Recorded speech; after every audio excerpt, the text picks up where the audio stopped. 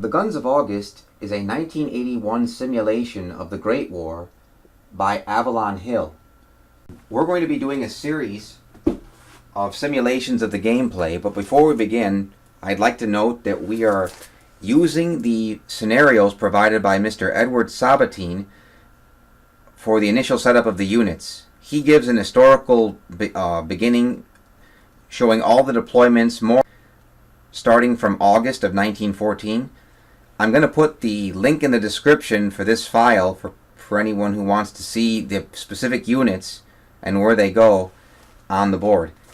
Also, I'd like to note that we're not going to be using, normally in a game, the people would use the first edition rules, but for our gameplay we're going to be using the updated 4th edition rules, which can be printed out online. There's about 45 pages of basic rules and charts in the game. And in addition to that, we're also using basically the mega variant which gives all the extra detailed units like gas units, gameplay like artillery, a different way of weapons, adding more detail to the actual game with strategic warfare, air warfare, morale table, and then all the other rule changes that go along with actually adding into the naval vert part of the game.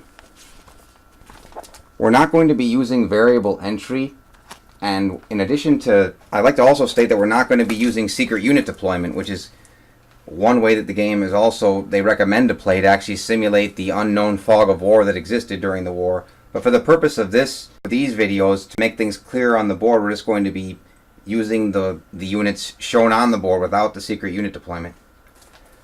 Thanks for watching this video. We're going to have examples from the very start of the war in future videos. And also, I'd like to... what was I going to say? Oh, that's right. Vintage motorcycles. We have a 1968,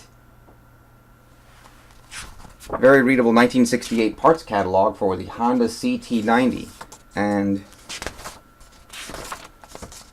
features this Honda CT90 bike. And we're going to put that in, we'll put that into the description.